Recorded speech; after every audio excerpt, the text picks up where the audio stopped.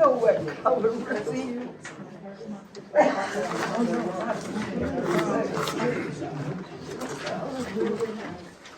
Pops. And I couldn't come up with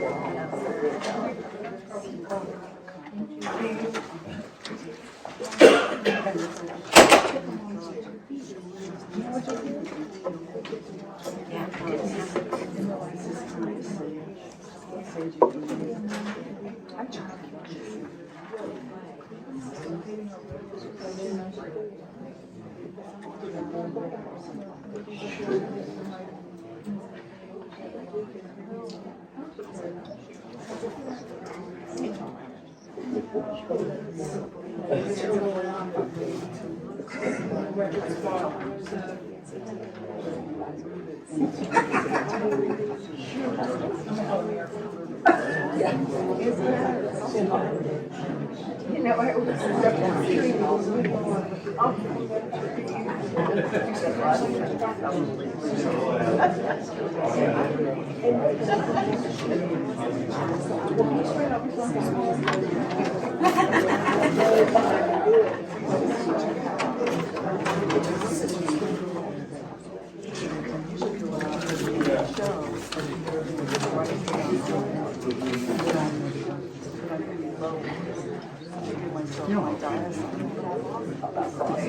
oh no! Did you do that?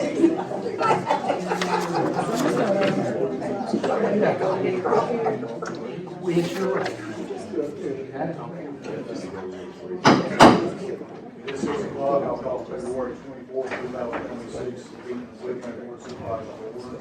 I will note that we do have a quorum for all members present tonight. If you would stand, we have Pastor Tim Murphy.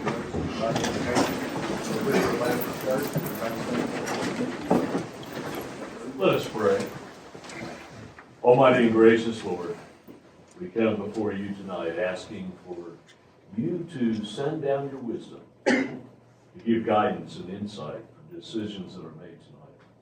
And we pray, Lord, that those decisions that are made would be made for the benefit of this county and for the people living here.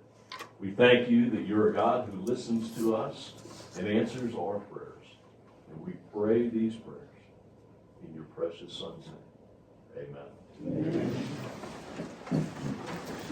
Pledge allegiance to the flag of the United States of America and to the republic for which it stands, one nation, under God, indivisible, with liberty and justice for all.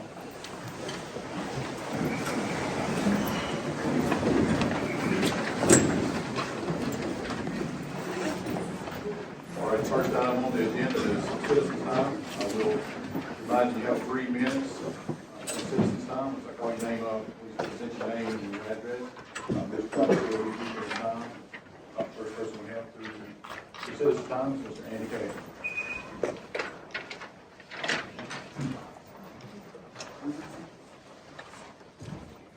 Good evening. Andy Kegley, Rose Hill Road, West Virginia. I now fully realize that I'm the fool in this whole NDA escapade. It would have been so simple to tell us more than you have, now that I realize there was only one NDA for Project Radiant.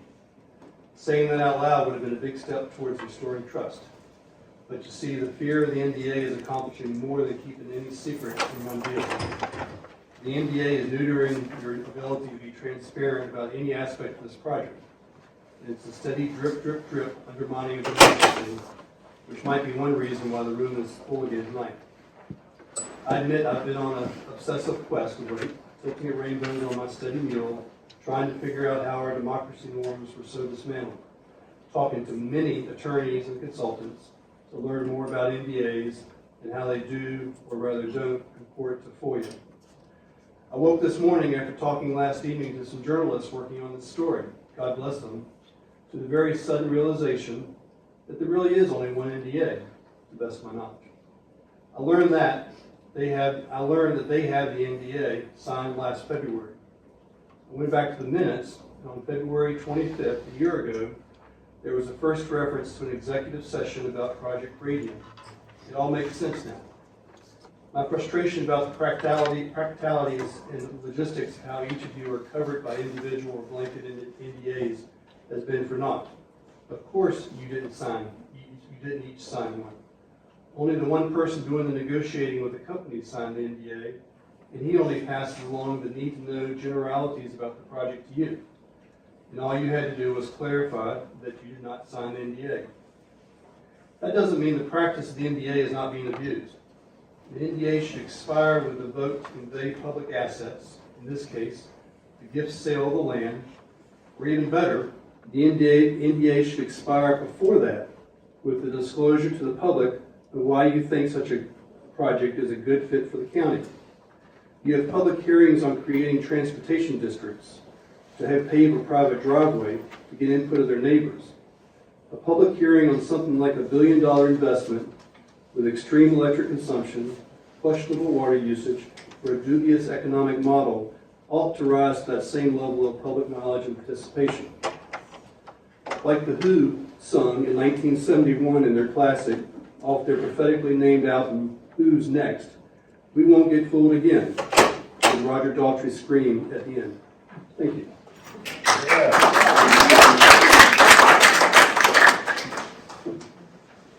Next person we have is Ms. Sarah Bates.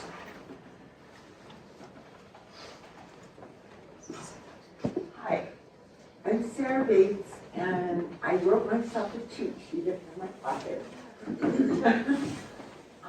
I have a deep concern about the NDA as well. But added to that, I'm really disturbed that you're using code names, and it feels like a second layer of smokescreen. As someone who lives here, I'm transplant, I love the community I'm at. I'm a climate refugee from Paradise, California. Our town burned up partly as a result, again, of the people we trusted to see to our well-being allowed the utility company to ignore 100 years of maintenance, causing that fire. I live here now, I love it. I don't want to live in a community where I don't feel like I can trust the people that are elected to represent me and everyone else. So I'm objecting also to the code names. I think it's time for you to be directly transparent with us. Tell us what these projects are and give the community an opportunity to share their perspective. Do they think it's wise or not? I don't think I've ever elected a single person in my life that I expected to hide behind things like NDAs and code names. The last thing I'd like to mention is, as I started to look into this, I realized that there's never been a historical importance inventory of locations in the county done by anybody I can find. Short list that might tell me the names of 3 towns like Fort Chiswell. Oh, this is historically important, but it doesn't tell you why. Then I was approached by someone when I started speaking up about that, saying, where's the environmentally sensitive map for the county? What shows us what areas might have endangered species on them? And should both things, in my mind, should be under your consideration as you move forward with the land ordinance. So those are the things I wanted to address. Thank you. Next person we have on the list is Andrew Russell. How y'all doing? Perfect time. Yeah, thank you. Thanks everybody for coming. I did want to make a couple comments. I've spoken before, and I just want to share some personal context. I'm from Northern Virginia. I was listening to some information about data centers today. I think the new count puts the number of data centers in Northern Virginia somewhere between like 300 and 400. This is kind of a colossal amount when you think about how much room we have up there. It's pretty wild, but kind of the big thing I want to make a point about is that in spite of 300 data centers being built in Virginia, the streets are not paved with gold. It looks just like it always did when I was up there. So the real crux of the issue around data centers is managing the windfall that comes from them being available. You know, I'm not necessarily speaking about the one single data center that would be at Progress Park. I'm speaking more about I have a feeling that we're churning the waters for and inspiring other outfits to come and see what we have available. And I know that there's been discussion about a land use ordinance being available to help oppose them. I think something like that would make a lot of sense. I think we're going to want to be able to identify as many tools as possible. We had something really nice in Wythe County. Actually, we had something amazing and irreplaceable in Wythe County. And we need to make sure that we protect it with every resource that we can find. I understand that there are budgeting constraints that require creative thinking and that this was a solution that was come up with. I understand that that's the input to the thought everyone's having, but also understand that the deepest resource we have is the one that put us here and has kept us here. And data centers have only existed for 15 years maybe, but you know, the farming and the other elements of our community that we have come to love and respect and require and lean on, that's what's got us here and kept us here. So I think it's important that we give deference to our highest priority and what put us here in the first place. So thank you. Next person is Miss Stacy Meager.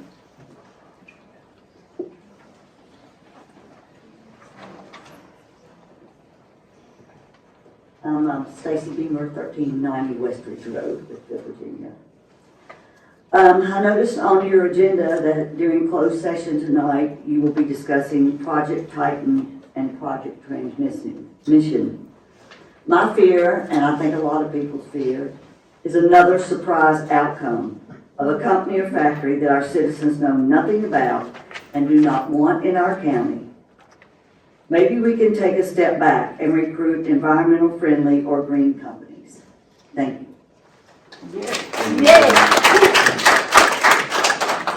Next person on the list is Mr. Jacob Davis.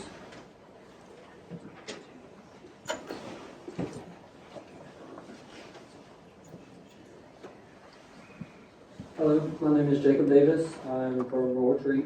I'm just going to be very quick with it. Just remember the people that elected you when you're serving. We are already having to pay enough. And I think that just this data center and adding everything else, straining our electric grid and straining our water, it's just going to hurt us so much worse. And it's time to be transparent with us about everything that's going on in the county. Thank you. Ms. Samantha Dale.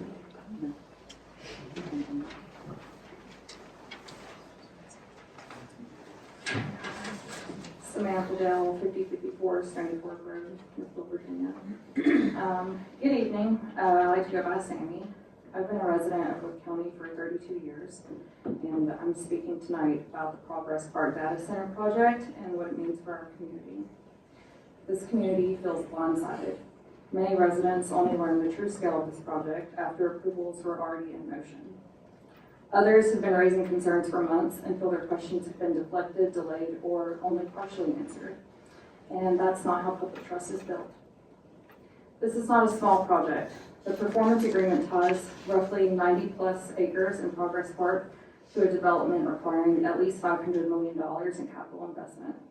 That scale affects infrastructure demand, stormwater management, environmental stewardship, and the long-term character of this community. Residents are not reacting to rumors, they're reacting to the realization that something this large moved forward before most people understood what was happening. Transparency is more than clarifying what has already been approved. This project relies on shared infrastructure and shared natural resources. That makes its impacts a public concern. Legal compliance is the minimum standard. Transparency is the standard that builds trust. Residents deserve clear, ongoing communication about peak water demand and drought contingency planning, generator capacity and air permitting requirements, stormwater management for a site of this size, electrical infrastructure needs, and whether transmission expansion will occur, environmental permit timelines and opportunities for public comment. Transparency is not a one-time information release. It's an ongoing commitment. I want to acknowledge the community members who have spent months researching, asking questions, and advocating for clarity. I'm here because, like many others, only now understanding the project of this scale of this project, sorry. We're not opposed to progress. We're opposed to being left in the dark. Wythe County is not an empty place waiting to be used. It's our home. Public trust is not automatic. It's earned through transparency and accountability. Today is an opportunity to begin rebuilding that trust. Thank you.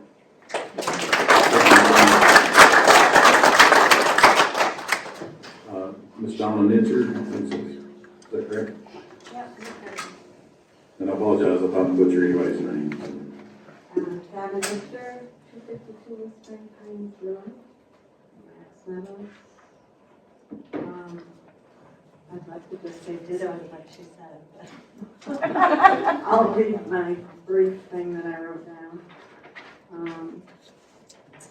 As you know, there's a number of us that are not happy with the way things unfolded for the data center solar arcs.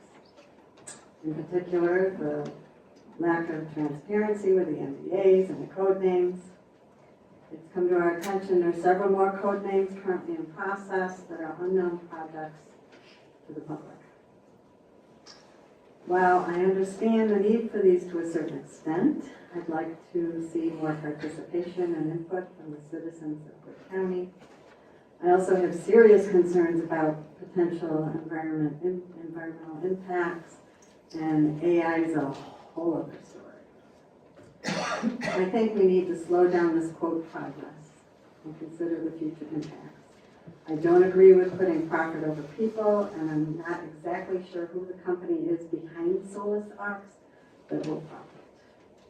I appreciate the recent acknowledgement of the community concerns as included in the board packet memorandum from Matt Hankins on February 20th, with plans for a series of informal community meetings regarding the land use classification ordinance. I request that the meetings be scheduled at locations, times, and days, including a Saturday, in which everyone concerned will be able to avail themselves to information and input. Perhaps even a citizen advisory committee comprised of interested and diverse county residents, including Farm Bureau members and landowners, could be called together to assist with revisions and reviewing public comments from meetings. Thank you for your time. Thank you, ma'am.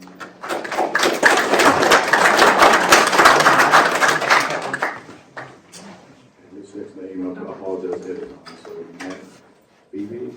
Yes, sir. You got it right. About 1 out of 50 people.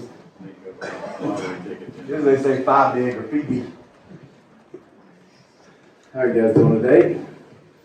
I'm Matt Phoebe. My address is already on the record. In 2026, you use AI when you use the search feature on Facebook. When you do a Google search, AI is the default for those searches too. I love technology and I want to see it advance quickly.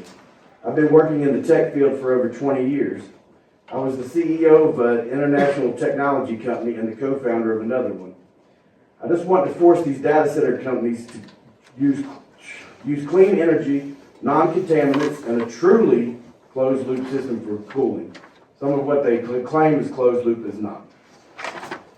Just as the first computers were room-sized and now we can carry far more processing power in our pockets, data centers will get smaller and more efficient too.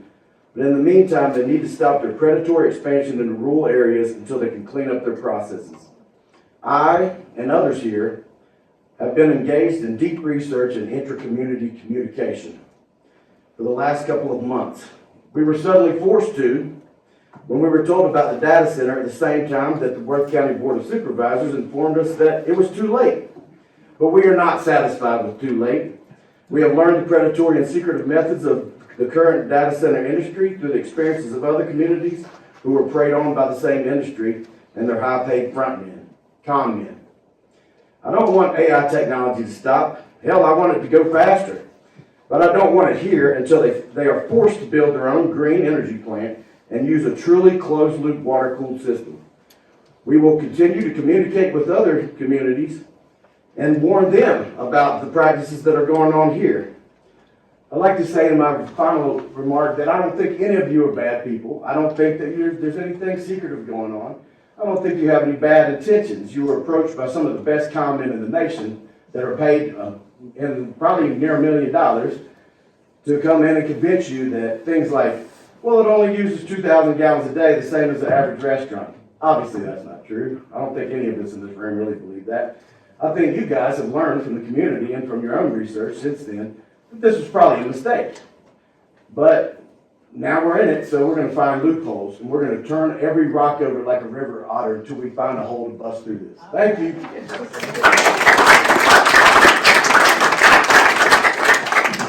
person on the list is Tony Floyd. Evening. Tony Floyd, 390 East Lee Highway.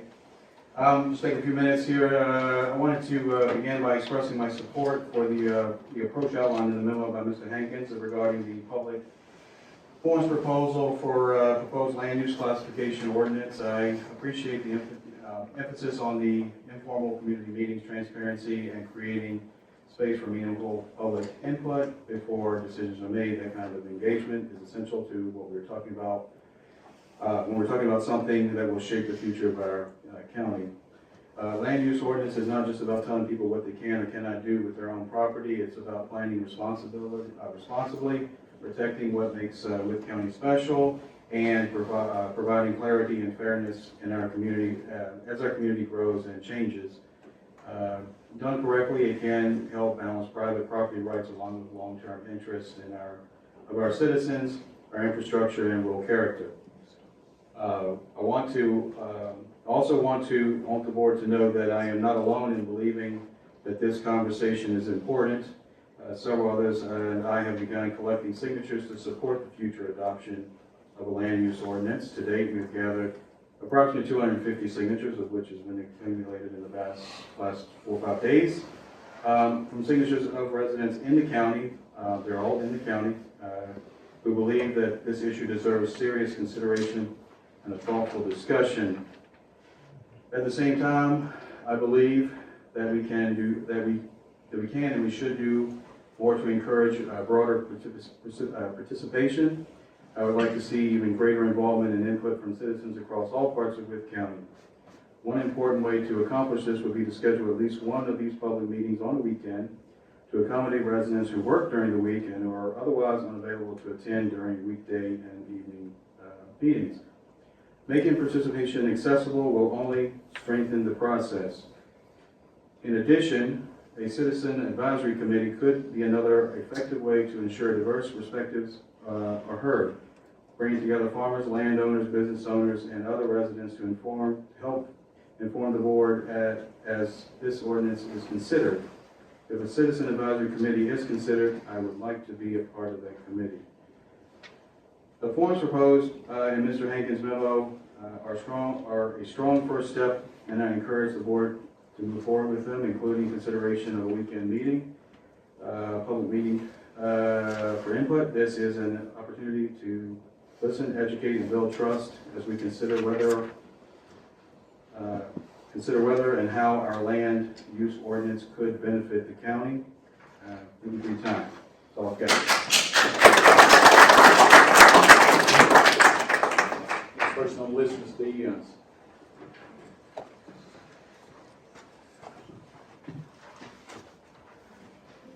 Well, I'm going to change the subject.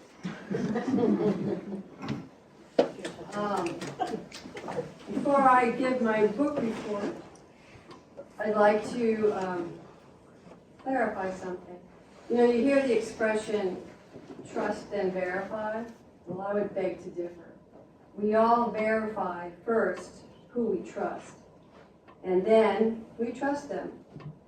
So, the other thing I'd like to clarify is that we have, our country, our Commonwealth, and this county is part of a constitutional republic.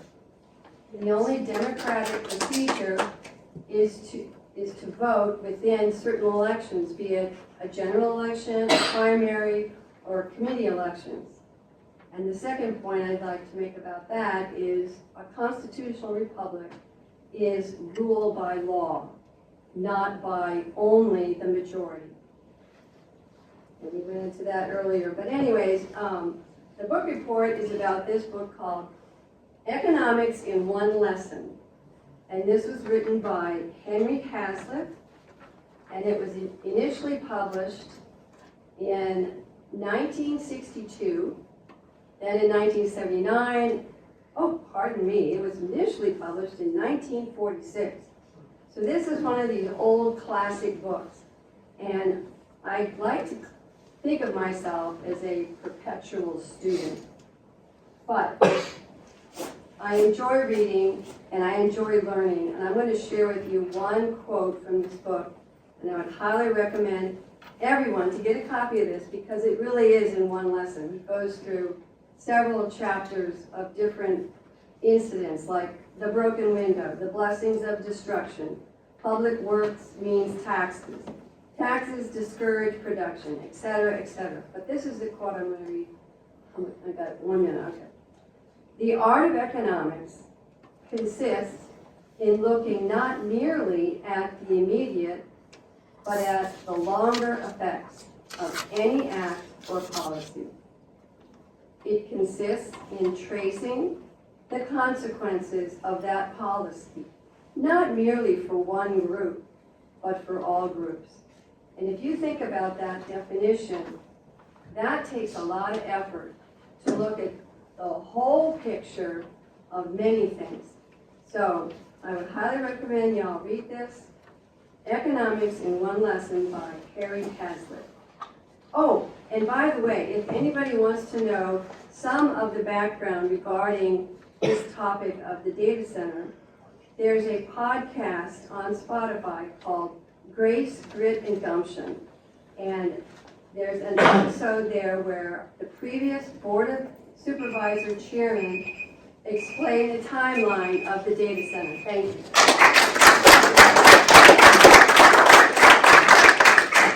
Last question we have is Joe Upcavage.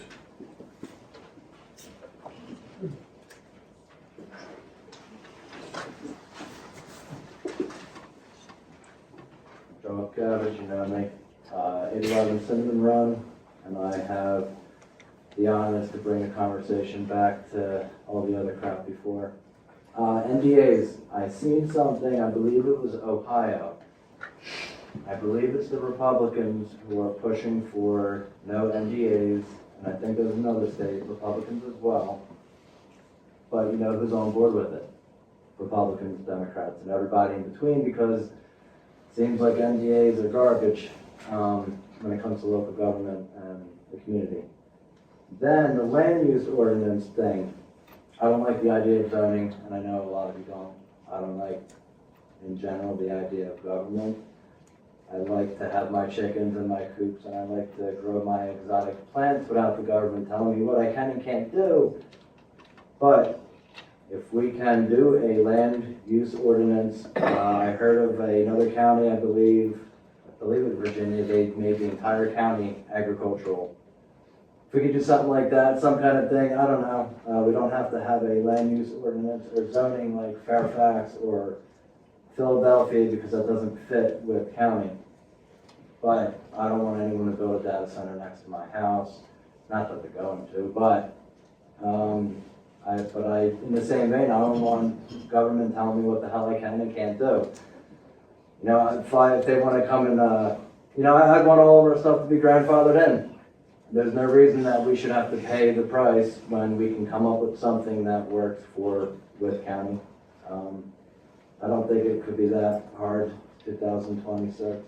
Got like technology, we got brains and stuff. I think we can all figure something out. That's it. Thank you. We have someone to speak for citizens' time. I'll close citizens' time. Next item on the agenda is payment of invoices. All board members received a packet. If you see any invoices that you have questions on or that you'd like to have removed. Here none, I entertain a motion to approve payment of invoices. Is it you, Jim? I got a motion by Mr. Burnett, do I have a second? Second by Mr. Terry. Put a roll call vote, Mr. Terry. So approved. Next item on the agenda is approval of minutes from the previous meeting. Every member has received a copy of the minutes. Is there any changes or additions that we need to add to the minutes? Here none, I entertain a motion to approve the minutes as presented. Still second. Motion by Mr. Morgan, and I second. Second, Mr. Cook. Any questions, concerns? Here none, all in favor, signify by saying aye. Opposed? Moving on to old business appointments. I think we only have one, Mr. Brian. Mr. Hank, if you'd like to add one also, so Thank you, Mr. Chairman, members of the board. I would ask, even though my appointment to the Regional Improvement Commission doesn't expire until April, I would ask if you consider to go ahead and make my reappointment to that commission. As I've been elected as chair for the next year, I'd like to go ahead and provide some certainty to the other members that I'll be able to serve that term. I'll entertain a motion to reappoint Mr. Motion by Mr. Terry, I have a second. Second by Mr. Martin. To clarify, Mr. Chairman, that is for a 2-year term. Okay, and does that change y'all's motion? Any questions from any of them? All right, here none, we'll do a roll call vote. Mr. Burnett. Aye. Aye. Congratulations, Mr. Hanks. The other appointments, I know that a couple of us is working on a possible person there. So next item on the agenda is a topic that we've heard quite a bit about this afternoon. So draft zoning ordinance, public input meeting. Is that you, Mr. Hanks? Thank you, Mr. Chairman. As most members of the board know, this is a project that I've been working on for close to 3 years now. At your request to have a land use classification ordinance, one that is respectful of our position as a property rights county, one that strongly believes in property rights. There's been a lot of misinformation passed around about the land use classification ordinance, about grandfathering, about shooting ranges, and some other things. It's apparent that folks haven't actually read the draft ordinances online, so I would encourage folks to read the draft ordinance. It is a very light touch when it comes to land use classification systems. It allows most people to do what they're doing now without any issues. Everything that is in place now is grandfathered, and that's not something that we just want to do. It is something that is mandated by state law. So we are looking at this in terms of the process of how can we engage with the public, address some of those misconceptions that have come up, encourage people to read and go through the ordinance that we have online, and make suggestions for for ways that we can improve it and make it truly a Wythe County land use classification ordinance. I would point out as well that we already have a Citizens Advisory Committee that has advised you on the land use classification. The Planning Commission, they meet once a month, and they are made up of farmers, and business owners, and property owners from Wythe County. So those meetings are on the first Mondays of the month. We have one coming up next week, so it's a public meeting as well, so it's a good opportunity to engage and have discussions, see what's going on in terms of planning. When it comes to the land use classification ordinance, we would like to do some informal meetings. These don't need to be meetings where I come in and I give a very lengthy presentation about the history of the ordinance and how it's been developed, but to address concerns, have one-on-one conversations with folks as they come in, have board of supervisors, members, planning commissioners there, along with staff, so that we can have those conversations. We can gather questions, address questions, and let folks know how we're going to move forward. So we would like to use the county high schools for these meetings. They're generally centrally located. There's enough space and parking to host these sorts of events. We would propose that the first one be scheduled for March 30th, and I don't have a specific school in mind yet because we want to check and see if March 30th works for you all. That's a fifth Monday, so we don't have any other board meetings scheduled. It would really be up to what's going on at each school, on that day if that day suits you. So we would try to locate it. My personal preference would be to start at Fort Fizzle and work our way west, but I'll follow your direction. if this process works for you, we'd like to go ahead and consider scheduling that Monday, March the 30th for that first meeting, so that we can do some advertising and let folks know what to expect from that meeting, set some expectations. So with the meetings, well, first of all, I just want to clear up some confusion that was out there. A lot of people in the community thought we were going to vote on this ordinance tonight. We're not. This is a long way from being voted on, from my standpoint right now. I fielded a lot of calls today. I'm sure the rest of my counterparts sitting up here field some calls. Some of the people sitting in here I had conversations with about this before. We want to know where everybody sits and stands on this land use tax. I can tell you that the people that I talked to today are dead set no. I've heard everybody that spoke tonight, but the people that I talked to today, they're definitely a no on that one. So, Mr. Hankins, from my standpoint, I would suggest or ask that we look at the Saturdays like what's brought up for the people that are working, or have as many meetings as we can to make sure that every voice is being heard for this. And I'll back out now and let anybody else that wants to talk. I know a lot of us got calls today and last night. Yes, sir. I got a lot of calls as well, and I won't, like Jamie said, we are way away from even considering a vote for this. We do want public input. That's important. So please get involved. I can't tell you how many calls I got. I didn't find one person who was in favor of it, and I get it. I understand it. But it's going to move forward. We need to look at it. That's why you folks need to be involved. We need everybody's input, whether you're for it or whether you're against it. Please be active. Please be involved. The invitation is out there for everybody to be involved, so we don't get these lack of transparency calls and all that stuff. We're asking and we're actually begging you guys to be involved. That's what makes it a successful partnership, is working together. So, thank you, sir. I've received a lot of calls also against period. No question asked. The problem with that is if we don't have some kind of ordinance, these solar farms and these AI centers are going to take over. And there's not going to be a thing we can do to stop it. And I have to admit, I am against zoning too. I hate it. I don't think the government should be telling us what to do. But if we don't have something where we can control these things, then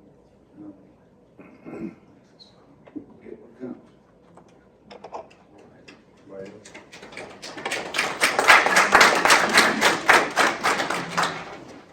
Like the other supervisors, I've gotten in the Lead Mines District, I have nobody that's called me. They're dead set against it. I'm not fond of it. I believe in being able to do what you want to on your property. Some of the things I've pushed to get out there is why our comprehensive plan isn't strong enough by itself, that it can be challenged and it'll go to a judge, and the judge will let come in whatever we need. We've worked for years to get our comprehensive plan as strong as we could, and it still ain't strong enough by itself. I've reached out to people for feedback, and we we need the citizens to come forward and provide their input on a draft zoning ordinance for land use. Because for me, it ain't just solar farms or data centers. It's other aspects as well. There are certain things that don't belong in residential areas. They belong in a town or something else, and we fought those as well. And so I'd like to see the information go out as to why zoning is the tool that the state gives us. People come to them and say, "Why don't you just say no to these things?" And we really can't unless we follow the state rules that they allow us to operate by. And so, yes, in my district, I have zero support for this, but I also want the information to get out as to why we are looking at it and why we need the citizens' input. And so I have people tell me no, but they won't provide the input. I need the input. Anybody else? Well, I live in town, so I have zoning anyway, but, I've dealt with some of the zoning issues in town, and zoning as a whole, I'm against, because there are some zoning laws that are stupid. I mean, have no sense at all to me.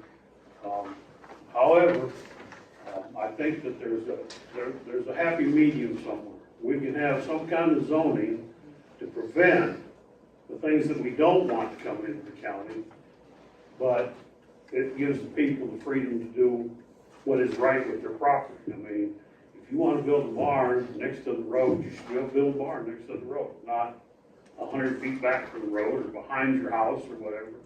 If it's your property, you should be able to do what you want, I think. But by the same token, being a little rude, you don't want a strip bar next to your house. So, those kind of things need to be taken care of in a zoning ordinance.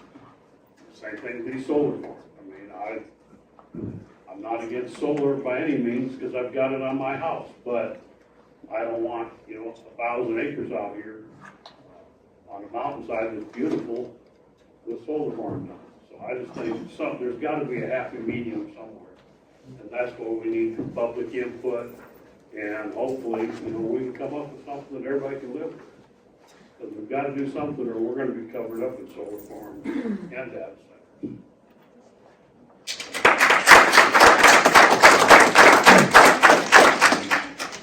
One thing I'll add, Mr. Byer, if you would, correct me, or Mr. Hankins, a lot of people's ask us, why can't you just make a zoning ordinance specifically for the solar farms or the data centers? We can't single them out. It has to be a general ordinance. Yeah, it's gotta be a general ordinance, so, I know a lot of people's been asking that. And I'm one of them, I have a shooting range, when he talked about the shooting range, I have a certified shooting range on my property, and I will be a lawbreaker on the ordinance, because I'm a gun fanatic and I love shooting guns in my place. I will still use my gun range, so, Mr. Byer. Go ahead. I would point out, Mr. Chairman, I would point out, Mr. Chairman, that the comprehensive plan that Ms. Burnett mentioned, we spent a lot of time together, a lot of hours going over that in the Planning Commission to update our comprehensive plan. The most recent plan, as mandated by the state, is a very comprehensive look at what we want to do over the next 20 years.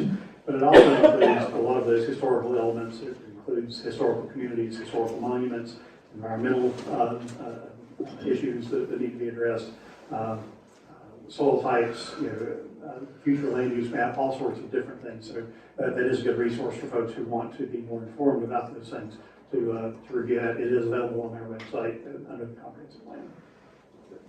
And I would suggest too, I know that we're going to do these community meetings as many as it takes. I hope that's what we do. But we also need to get the Farm Bureau involved and make sure that all of the farmers are having a voice as well. Mr. Hankins and I actually went to a Farm Bureau meeting in October to make a presentation, but yes, civic groups and all that need to be involved in this process. And my recommendation is that it sounds like everyone's wanting input as we proceed with the March, at least setting the initial March 30th date. And then we'll work on a calendar, send out to everyone, and at least start scheduling, some Saturday meetings, possibly March 20th, possibly on April 4th, spreading some of these out over a couple weeks time frame for all of us to go get feedback from it and go forward. But it's the right step to take, and we'll figure out the location of the first one and schedule the rest of them out. And we can have the maps there as well. Our computer gets full. People ask questions about their actual. One of the reasons that we asked for this to be an informal meeting is we didn't want you all as a board to have to call a meeting to order, and during that meeting, same thing with the Planning Commission. So we will advertise that you will all be there, but we will not advertise it as a meeting where you'll be called to order. Do we need to make sure that there's only less than 4 of us there? No, sir. I would say let us work through that between now and March 30th with the county attorney on the procedures for that. So we are going with March 30th date. Well, March 30th, we'll definitely look at going ahead and confirming a location in Fort Chisholm. Hopefully Fort Chisholm High School will get started. It'll be in the evening, not 8 a.m. I won't be there. Anybody else have any other questions on that? Do we need to take any action on the date, or are we good to go with that? I think as long as we have consensus to move forward on that day, we'll set up the details and advertising. So we'll go ahead and get the details on that, and I would ask that everybody that's in this room bring a friend. Yes. Tell as many people as you can. The more the merrier, even with these meetings here. It's good to see a bunch of people here. You know, and it's your voice, it's your taxpayer money. I pay taxes just like you do. You need to be involved and see how your money's been spent. So tell a friend, tell as many people as you can, and be at these meetings, and we'll try to accommodate as many meetings as we can to get everybody's voice heard. All right? Anything else on that, Mr. Burns? Mr. Hammond? No, sir. All right, moving on, other business, any other old business? Mr. Burns? I do not have any other old business. Mr. Hammond? No, sir. All right, moving on to new business, consent calendar. So everybody has received a consent calendar. I'll entertain a motion to approve the consent calendar as presented. So moved. Got a motion from Mr. Terry, you'll have a second. Second from Mr. Burnett. Any questions or concerns? All right, hearing none, we'll do a roll call vote. Mr. Terry? Aye. Aye. So approved. Next item on the agenda is gov deal surplus auction. Ms. Collins? All of you have in front of you with two options. I just recommend putting over those bids and find those items surplus. All right, I'll entertain a motion.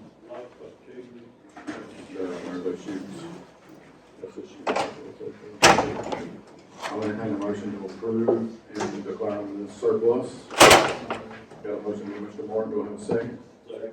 Got a second from Mr. Cook. Any questions or concerns? Here none, we'll do a roll call vote. Mr. Burnett? Aye. Aye. Aye. Aye. So approved. Anything other new business? I have nothing else on the new business. Mr. Hank? I believe so. Moving on to staff reports, Deputy County Administrator, Mr. Hankins. I didn't have anything under new business because I've got plenty of things to say under my reports. I seen you give us a big packet here. We discussed this with the Emergency Services Commission last week and also with the Fire and Rescue Committee last night, that the EMS department has passed its state inspection. They're required to pass it every 2 years. Passed it with flying colors. There was only one comment. The inspector asked for one comment to our vehicle usage policy. And so we are exploring the wording that we'll need to use to put that policy into place. So I'd like to congratulate particularly Chief Frazier and Captain Jackson for their work in preparing for this audit and review. It was very thorough. I was there for a good part of the inspection, and they answered a lot of questions, and they were prepared to answer all of them with the right documentation. So proud of them for that. Do have recommendations from the Fire and Rescue Committee meeting from last night. This happened after your packet went out. And congratulations, Ms. Crockett was elected as the chair. Mr. Terry is serving as the vice chair. Mr. Smith, you know, I was bullet on that.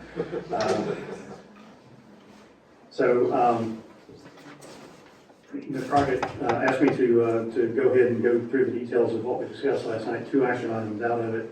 One is your fire department officer slates. This is something under your emergency services ordinance that you have the ability to do.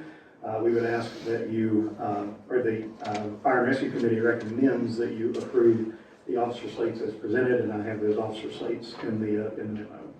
All right, coming from committee, it doesn't need a second. Is there any questions or concerns about the officer slate as presented by all departments? Hear none, we'll do a roll call vote. Mr. Terry? Aye. Aye. Aye. So approved. Is there a motion? Under committee. Committee. The second item come out of the Fire and Rescue Committee. We have a budgeted fund every year to pay fire departments for the call-outs that their members attend. So half of that we split as a base rate. Every department will get an equal share of that base amount. And then the second half is based on the number of calls that they responded to during the past calendar year. Chief Parnell has gone through and calculated the calls and has recommended payouts to Max Meadows Fire Department in the amount of $12,600, Marion Springs Fire in the amount of $8,800, to Ivanhoe Fire in the amount of $9,600, and to Speedwell Fire in the amount of $9,000. And the committee recommended by a 2-0 vote to make the payouts as listed. All right, again, coming from the committee, it doesn't need a second. Any questions or concerns about the payouts that's presented? All right, here none, we'll do a roll call vote. Mr. Byrne? Aye. Aye. Aye. Aye. So approved.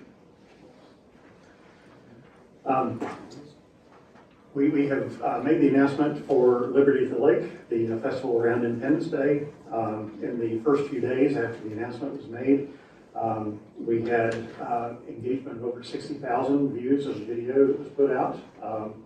We had a lot of RV camping spots. I believe we're actually out of the RV spots for the Independence Day weekend now. We have the tent sites and permanent sites, but we're going to have a lot of campers out there, and it sounds like it's going to be a fun weekend. So we are continuing to prepare for that. Just would encourage you, share it, let folks know, because it looks like we're going to be able to generate crowds over those 3 days. So looking forward to that event. Thank you for your support. Yeah, and I would, Ms. Hankins, if you could, I know she's listening back behind us here and keeping her voices from squealing too much, but Ms. Williams has done an outstanding job, and Ms. Shields, or Sides, I'm sorry, getting this taken care of and really driving it home, and their enthusiasm. It shows out in the community now because we're getting a lot of positivity on this, so I appreciate it. I think we've got a really snappy logo. It gets attention. It ties into some of the patriotism, the patriotic themes, as well as some of the history of the area. So I'm pretty proud of the work that Williams did on developing that. I will mention that there's potential that they're working on the 5K for you that day also. By then, I'll be ready. There's work coming out to see us run. We're planning on calling that race "Beat the Bear," and we're saying the bear will lead the folks off the starting line. I didn't see the bear at the last one we got. He left me. Just an update on the storms. We had a hard time the last month. We had a couple of medics who were injured, slipping on ice.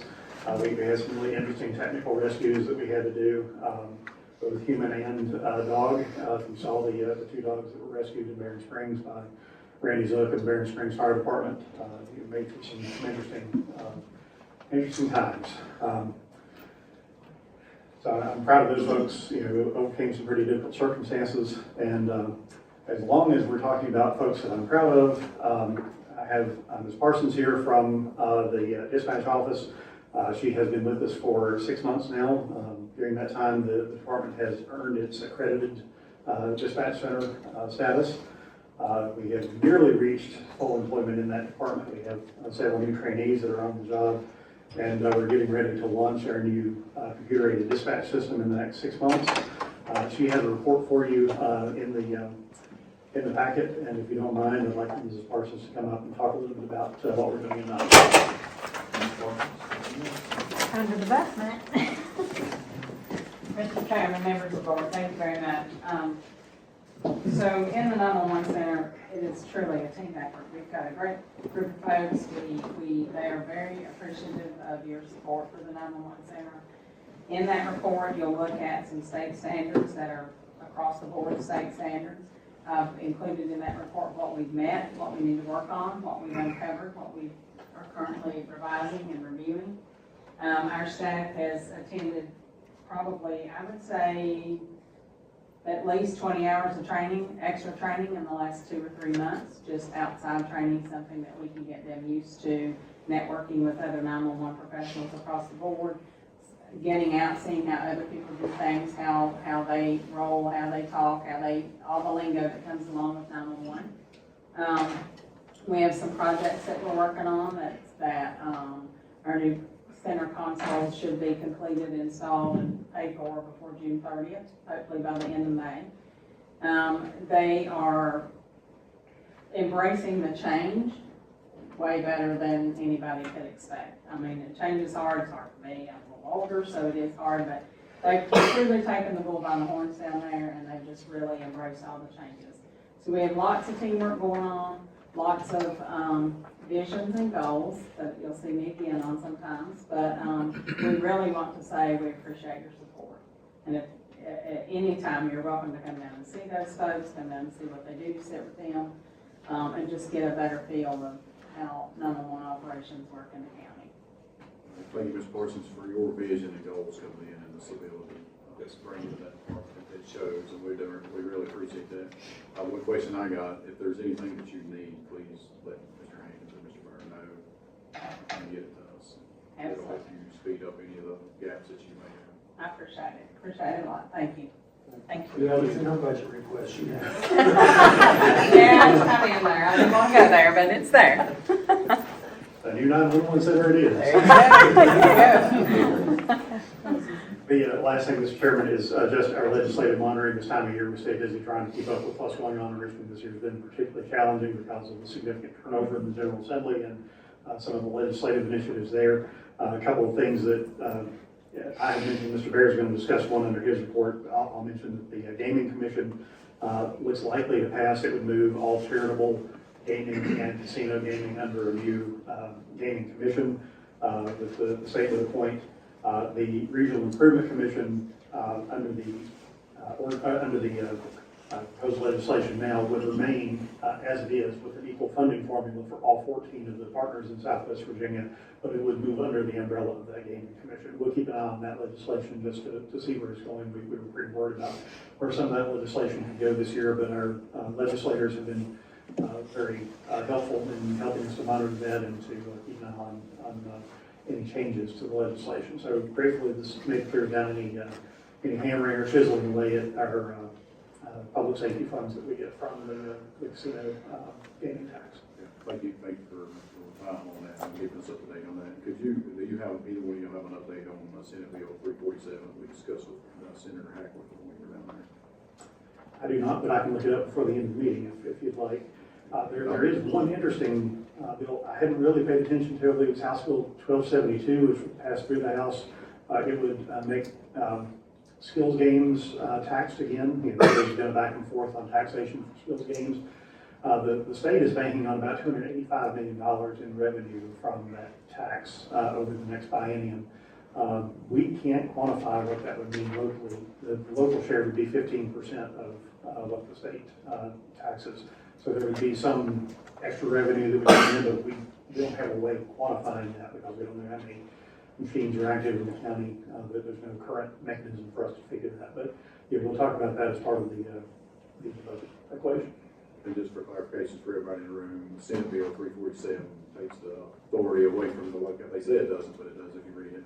The authority away from the localities on restricted solar. If we restrict it, if we say a solar can't come to Mr. Hankins' farm, we have to report it to the State Corporation Commission, and they put it in a database. And you know what they do with databases, so they just track it, and then they'll start using it against you. So we're very in tune with what's going on with that. Anything else, Mr. Hankins? Yes, sir. All right, moving on to the county administrator, Mr. Brown. Yes, first, the county boiler replacement. First item I ask is that you all authorize us to go ahead and proceed with issuing a purchase order to Beckner Boiler Company. The school system has obtained this quote. I did speak to Mr. Burnett to get some advice on this, and he said they're a reputable company and would be good, so I would request him, and since time is of the essence, to authorize us to go ahead and proceed with that. All right, I'm entertaining a motion to approve as presented. So, got a motion from Mr. Terry and a second from Mr. Moore. All right, any questions regarding the purchase of the boiler for the county? All right, here none, we'll do a roll call vote, Mr. Terry. Aye. All right, so approved. And the second item along those lines is you previously accepted the award for $50,000 for that. In the process of the numbering that came to you in your last memo, it was incorrect. So to correct that, I would request that you all amend and appropriate the following as you see there: the revenue, the 1103,325,083 to $50,000, an additional $10,000 from our surplus, and the expenditure line item being $60,000 for that project. All right, I'll entertain a motion to amend and appropriate as presented. Got a motion by Mr. Burnett, we'll have a second. Got a second by Mr. Martin. Any questions or concerns All right, here none, we'll do a roll call vote. Mr. Bernard?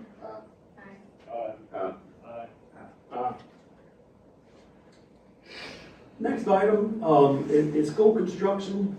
This has been a subject that we have discussed and followed bills over the last couple of years. Both years in the General Assembly, a 1% local sales tax option passed the General Assembly but was vetoed by the governor. This would, to explain it as you're familiar with, it is a 1% sales tax that can be used for school construction. It even opened up with the language in this year's bill to help with outstanding old school debt service and all that. It requires, number one, if it's adopted by the General Assembly and signed by the governor, then it comes to the locality and it requires that a referendum be placed on a ballot in November or at a regular election for the citizens of the locality to consider this additional 1% sales tax that can only be used for school construction, school renovations, items like that. So the thought for the last couple of years hasn't been forward. It has passed the House this year. The Senate version failed. The information we have understanding is that they're using the House bill as the primary bill, and it is transferred over into the Senate at this time. I do not know if it's come out of the committee. It has not yet. Davenport and company that we have worked with before on bond issuances and items like that have helped us on financial planning in the past, has provided us a proposal that I have put in your packet that lines out where they would come in, do the analyzation of it. We know what we get on the sales tax as it is right now, but there are certain items that are not included in this sales tax, and so they would look at taking that off, analyze that, look at our school construction plan, and that's, I think y'all received some calls recently. Spiller is the next project that's on the school construction list, and that's an estimated cost of $40 million. That alone, is going to cost us debt service probably in the range of $2 million to $2.7 million, depending on whether it's 20 or 30 years of debt service. Put that in perspective, we're currently paying about $2.8, $2.9 million in debt service right now on all of our former school projects. That would require a real estate tax increase of 7 to 10 cents in order to pay for that debt service on that.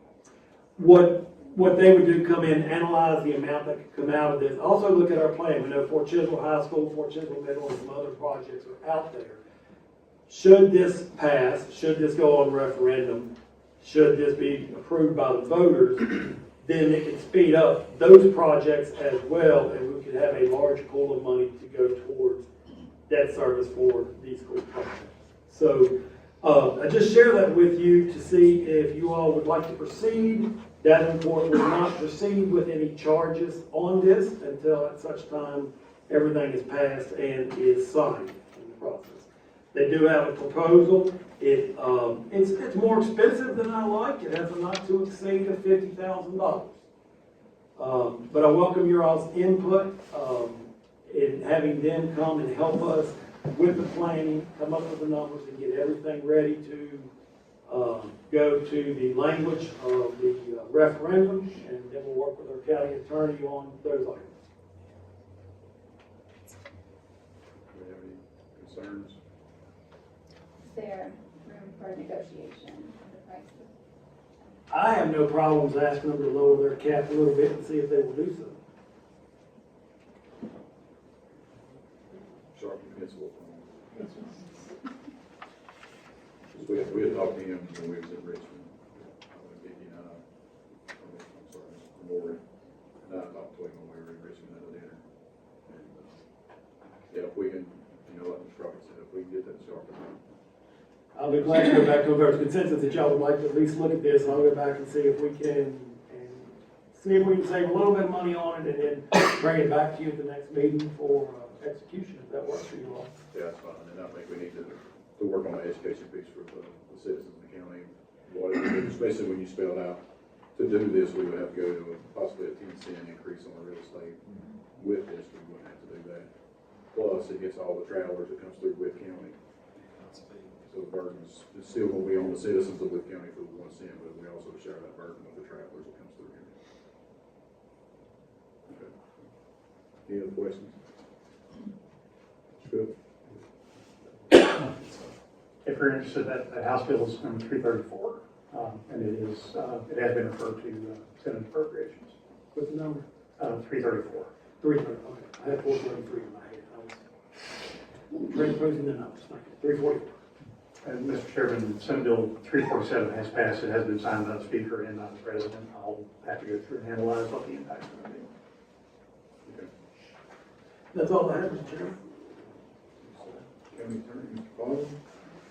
Thank you, Mr. Chairman. I don't have anything this time. Ms. Collins? All right. Next thing on it is board reports, budget committee. Yes, sir. Thank you, Mr. Chairman. Budget committee met on February 17, 2026. The budget committee made the following recommendations. Number one, approve the EMS billing write-offs in the total amount of $121,272.60. This is the past due uncollectible billings for the period April 1, 2024 to August 1, 2025. All right, coming from the committee, it doesn't need a second. Is there any questions or concerns about this? Mr. Higgins, do you want to explain what that is?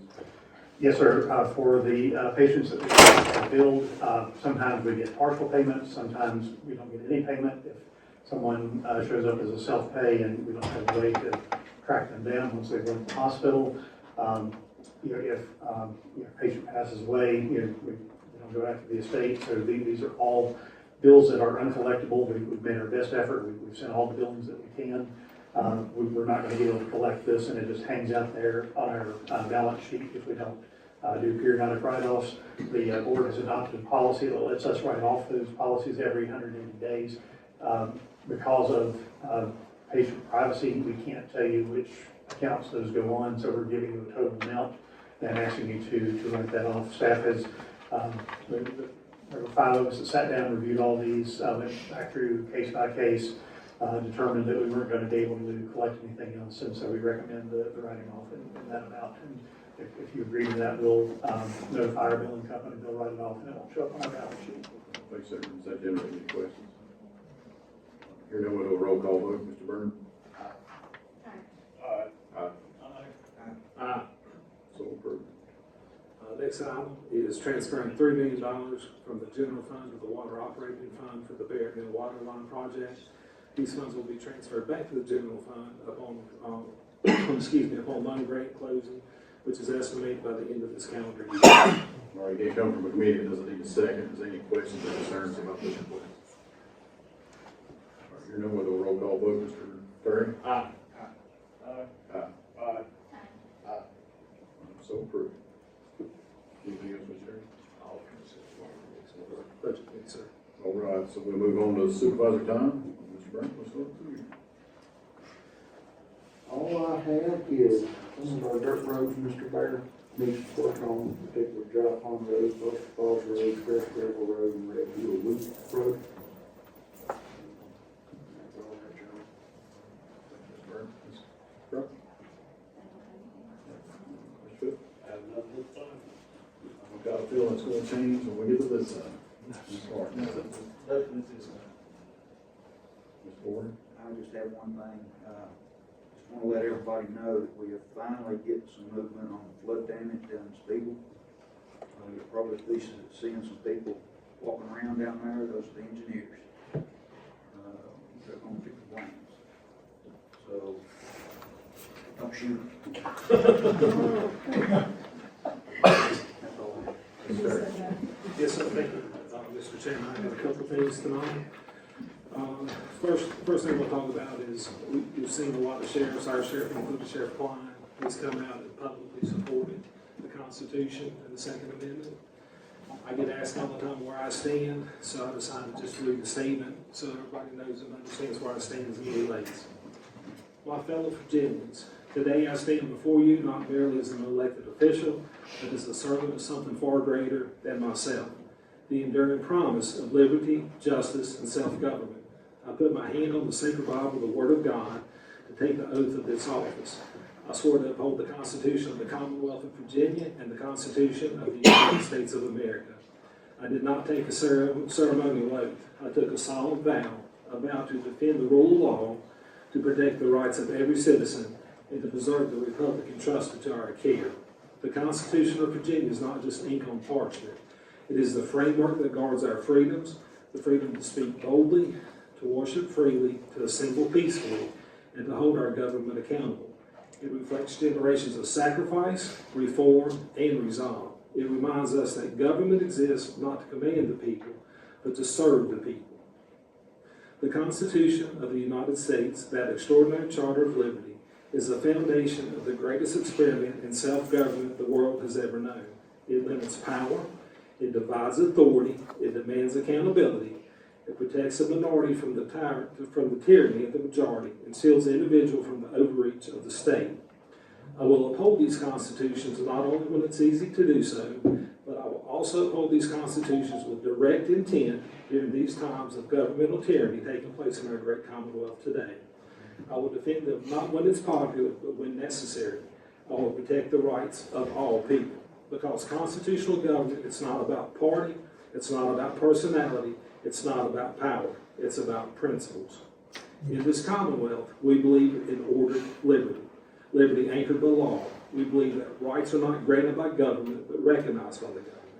We believe that no official, no agency, and no branch stands above the law, period. As your elected representative, I pledge to exercise authority with humility and restraint. I will respect the separation of powers. I will insist upon transparency. I will safeguard due process, and I will remember every single day that the authority I wield belongs ultimately to you, the people. Our Commonwealth has endured revolution, civil war, reconstruction, and renewal. Through triumph and trials alike, the rule of law has always been our compass, and it must remain the same. The oath I took is not a single moment in time. It is a daily obligation, a constant reminder that public office is public trust. So let us recommit ourselves, not to factions or fleeting passions, but to the enduring constitutional principles that binds us together as both Virginians and as Americans. Let history say that in our time today, we did not shrink from our duties, that we did not bend when pressure mounted, that we stood firm for liberty, for justice, and for the rule of law. I will uphold the Constitution of the Commonwealth of Virginia. I will uphold the Constitution of the United States of America, and I will do so faithfully, courageously, and without any hesitation. God bless Wythe County, God bless the Commonwealth of Virginia, and God bless the United States of America.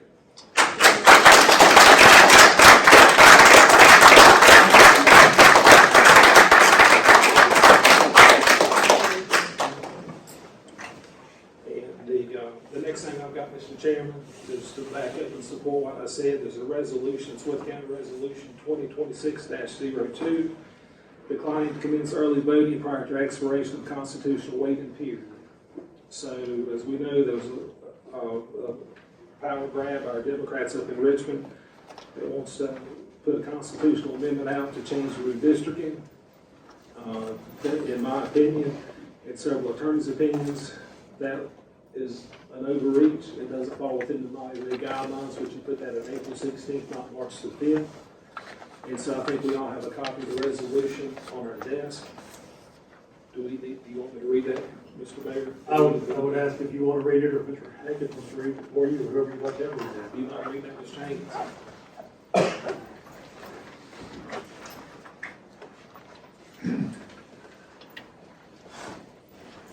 Thanks, sir.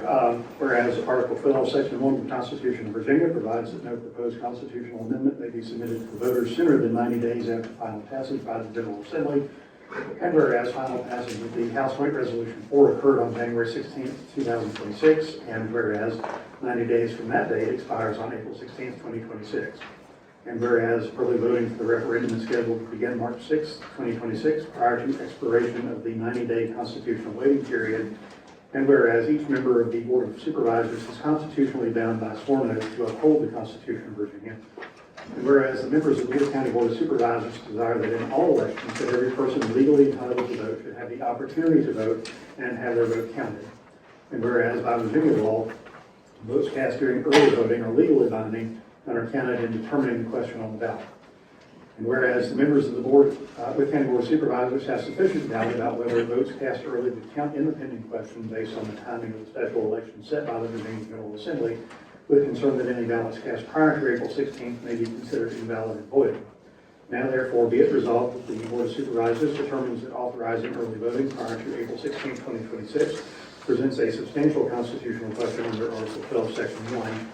And be it further resolved that the Board of Supervisors ask the General Registrar and Electoral Board not commence early voting or other preparations for an April election in compliance with the Tazewell County Circuit Court order entered on February 19, 2026 in case number CL 26-266 until this Tazewell County order is overturned by the Virginia Court of Appeals or the Supreme Court of Virginia, or said courts provide further direction regarding whether the special election may lawfully proceed in compliance with the Constitution of Virginia and the code thereof. And be it further resolved that this resolution is adopted solely to preserve compliance with Article 12, Section 1 of the Constitution of Virginia, pending authoritative judicial determination of the timing requirements for the submission of the proposed amendment. And this resolution shall automatically be suspended and of no further notice or effect upon entry of a final order by the Supreme Court of Virginia determining the commencement of early voting prior to April 16, 2026 is constitutionally permissible. And be it further resolved that this resolution shall be transmitted immediately upon passage to the Virginia State Board of Elections and the Office of the Attorney General. In witness whereof I hereunto set my hand this 24th day of February in the year 2026 by James D. Smith, Chair of the County Board of Supervisors. All right, here are the resolutions. Do you have any questions or comments? Will this in any way prevent anybody from voting in Wythe County? I don't believe it does. No, everybody gets the right to vote. Yeah, so they do have the right to vote. And I think it's on hold right now anyway, is that correct? Yeah, that's correct. I'm not real sure what the status is.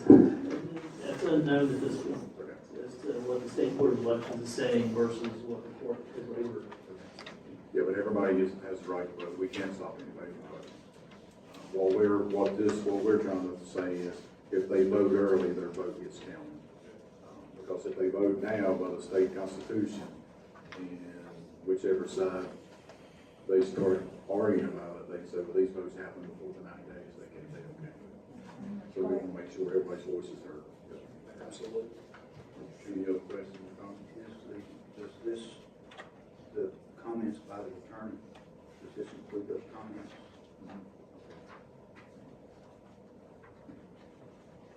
I have some concerns about overreach of scope with the Board of Supervisors with this. I think there's a messy situation and messy is what I'm stuck with, but I feel like it would be best to hold off on this bill prior to more consultation with the attorney. I feel like this could potentially question whether or not we are interfering.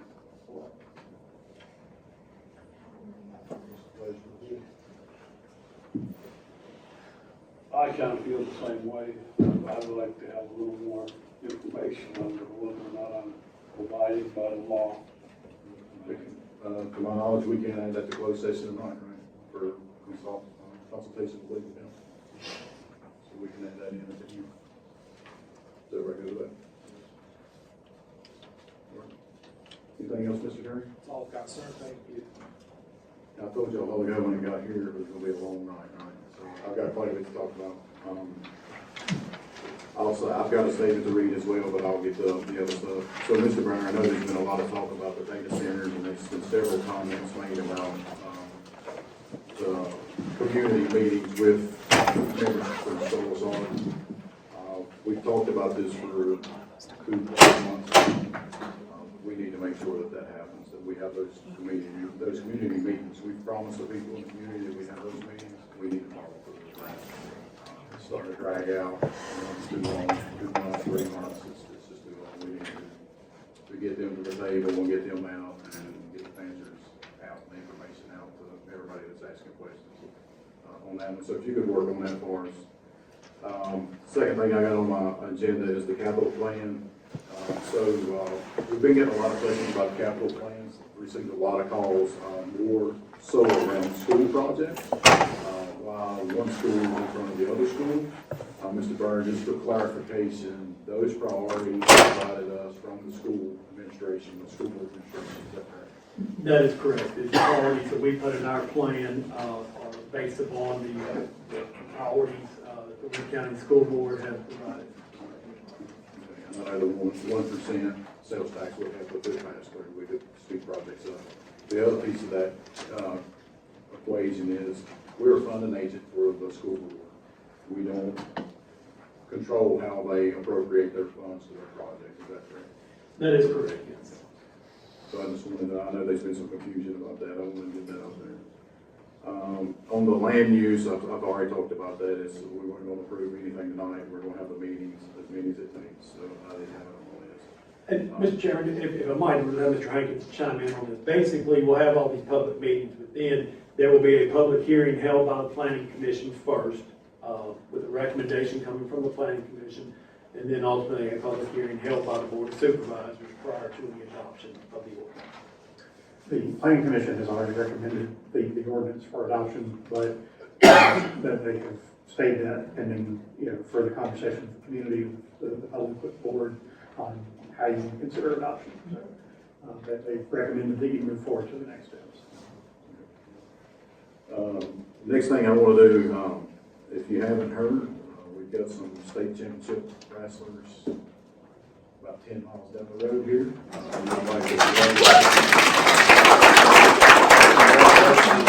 Wrestling team bringing the championship back to Wythe County, so we do appreciate their efforts and their dedication in doing that. I also want to recognize Fort Chills of Wayne, Georgia. I think they had runner-up state champions as well, so I do, Wythe County was well represented in the wrestling there. I know that we have a former state champion in the room with us tonight, so I'm not going to call him out because I have to work with this guy. But it is nice to see that. I know some of the other sports gets overshadowed by basketball and football in this county, really football. So I do want to recognize when we have championships here. And then I also want to recognize Fort Chills of Men, our boys basketball team, and the George Wythe girls basketball teams. My understanding, they both were MED champions and this tournament champions as well. So, best of luck in the playoffs, and I hope we're talking about some more state championships here. So, on that piece. Mr. Ryder, next thing I have is the Miller Street 1874 we talked about. The bridge up there. We got any information on that? I've had staff reaching out to them. They were not on our list as originally applying, from what I understand, for aid, trying to reach out and see if we can connect them with any aid resources for their private bridge. Okay. Yeah, I'll just give him your number for Mr. Henderson.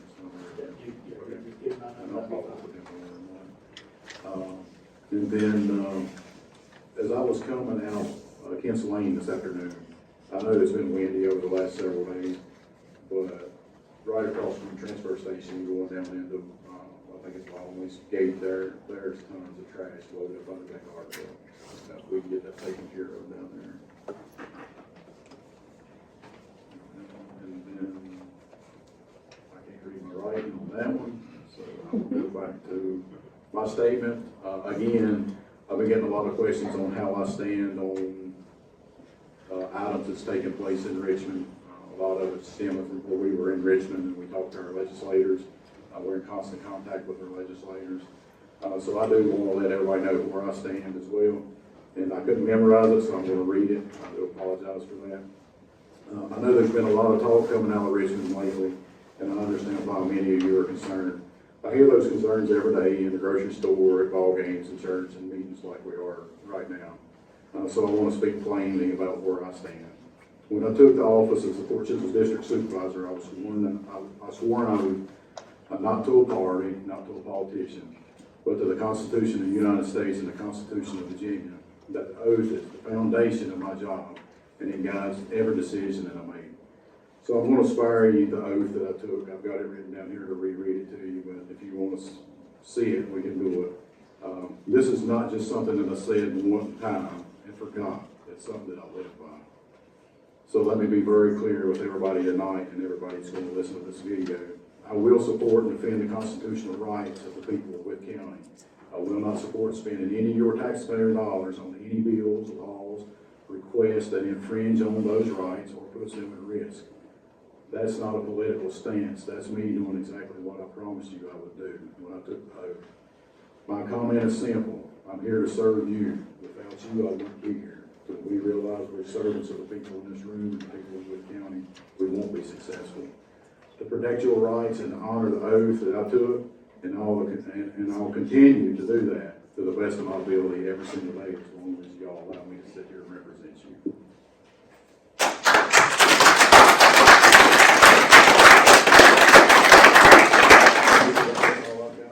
Anybody else have anything? All right, so I'll entertain a motion to go into closed meeting, Code of Virginia 2.2-3711A5, respective businesses and industry, project types and transmission. Code of Virginia 2.2-3711A3, acquisition, disposition of real property, east West or West Westfield. Code of Virginia 2.2-3711A7, consultation with legal counsel in regards to the resolution. Got a motion by Mr. Terry, and a second. Second by Mr. Martin. All in favor, signify by saying aye. Aye. Anybody opposed? We're now in closed session. Thank you.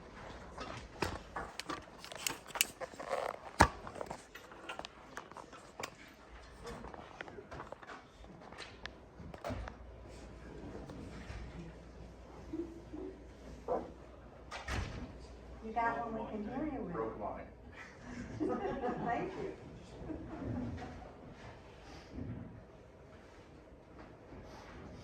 I begin direct orders from Ms. Williams.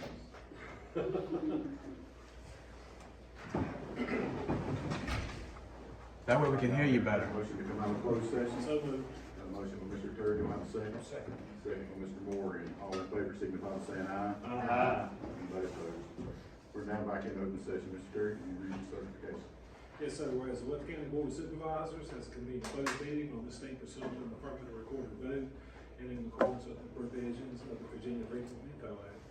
Whereas section 2.2-3712 of the Code of Virginia requires a certification by the Wythe County BoS of Supervisors that such a meeting was conducted in conformity with Virginia law. Now therefore be it resolved that the Wythe County BoS of Supervisors hereby certifies that to the best of each member's knowledge, only public business matters lawfully exempted from open meeting requirements by Virginia law were discussed in the closed meeting to which the certification resolution applies. And only such public business matters as were identified in the motion convened in the closed meeting were heard, discussed, and or considered by the Wythe County BoS of Supervisors. And I'll make that a motion, Mr. Chairman. All right, I've got a motion, do I have a second? Second. You got a second by Mr. Martin. Any questions? All right, all in favor, signify by saying aye. Aye. Anybody opposed? All right, we're back in open session.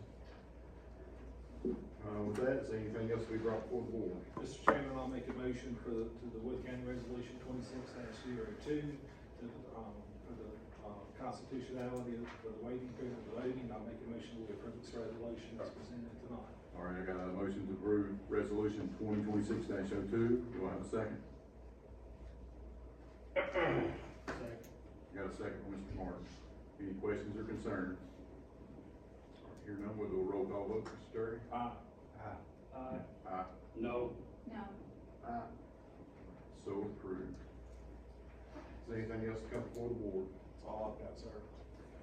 Just to mention, Mr. Smith, if you don't mind, I did pass out one other thing I didn't mention in my report. There's a final version of the billboard that will advertise the property that you have for sale on Chapman Road. That's the direction we were given by the committee. Ms. Williams has had a printer to do the print work for that, and they'll try to get that up sometime in March. All right, thanks, sir. Looks good. Any other business, Mr. Byron? No, sir. Mr. Haney? Yes, sir. Mr. Collins? Yes, sir. Mr. Collins? I do not. All right, here none, I'll entertain a motion to adjourn. So moved. Got a motion by Mr. Morton, I have a second. Second by Mr. Morton, all in favor, signify by saying aye. Aye. We are adjourned.